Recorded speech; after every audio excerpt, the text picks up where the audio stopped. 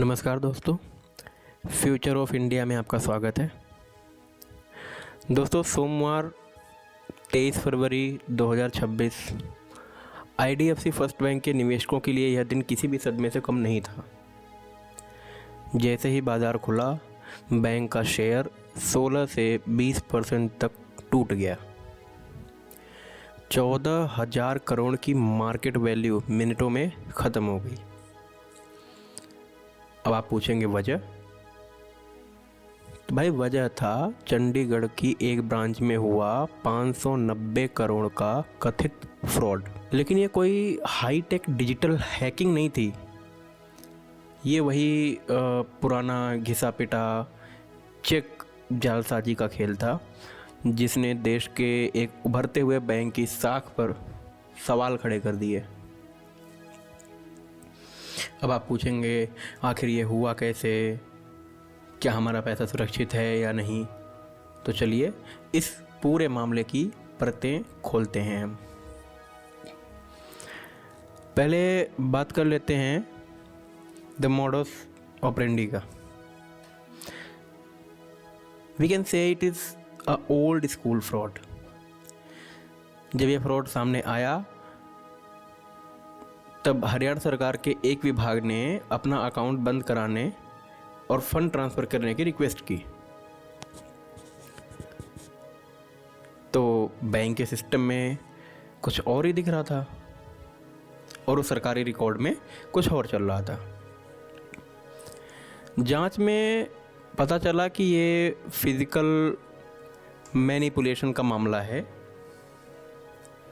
यानी असली चेक के साथ छेड़छाड़ और जाली साइन किया गया है।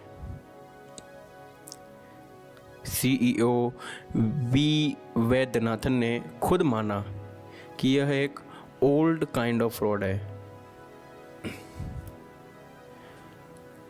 और सबसे डरावनी बात, इसमें बैंक के अंदर के कर्मचारियों को, जो इनसाइड जॉब करते हैं, और बाहर के लोगों की मिली भगत होने की आशंका है। हरियाणा सरकार के पास अभी करीब 18 विभागों के अकाउंट्स में इस गड़बड़ी के चपेट में आने की आशंका जताई जा रही है। खबर मिलते ही हरियाणा सरकार ने बिजली की रफ्तार से एक्शन लिया।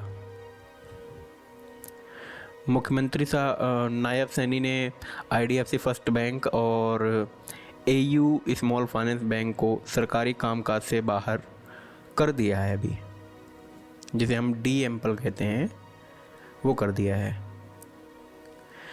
सभी सरकारी विभागों को आदेश दिया गया है कि वे तुरंत अपना पैसा नेशनलाइज्ड बैंकों में शिफ्ट कर दें। मार्केट इस बात से डरा हुआ है कि 590 करोड़ का ये आंकड़ा बैंक के एक तिमाही के नेट प्रॉफिट लगभग 503 करोड़ से भी बड़ा है। हालांकि आरबीआई गवर्नर संजय मल्होत्रा ने कहा है कि ये सिस्टमेटिक इशू नहीं है, यानी पूरे बैंकिंग सेक्टर को खतरा नहीं है, लेकिन एक छोटे से बैंक के लिए ये रेपुटेशनल डैमेज बहुत बड़ा है। चलिए बात करते हैं the banks defence, V Vaidyanathan's stand. Bank के सीईओ वी वैद्यनाथन ने इन्वेस्टर के साथ कॉन्फ्रेंस कॉल में दो टूक कहा, हम किसी को नहीं बख्शेंगे। तो अब आप पूछेंगे भैया बैंक ने क्या कदम उठाए हैं। तो बैंक ने कदम उठाए हैं लाइक KPMG ऑडिट। यह एक स्वतंत्र फॉरेंसिक ऑडिट शुरू कर दिया गया है, जिसकी रिपोर्ट 4-5 हफ्तों में आ जाएगी। सस्पेंशन, चंडीगढ़ ब्रांच के 4 अधिकारियों को सस्पेंड कर दिया गया है। और रिकवरी, बैंक ने उन सस्पिशियस अकाउंट्स को फ्रीज करने की पूरी कोशिश की है और फ्रीज करना शुरू भी कर दिया है जहां जहां पैसा गया था। और फिर आता है इंश्योरेंस। बैंक के पास 35 करोड़ का एम्प्लॉई डिसऑनेस्टी इंश्योरेंस भी है।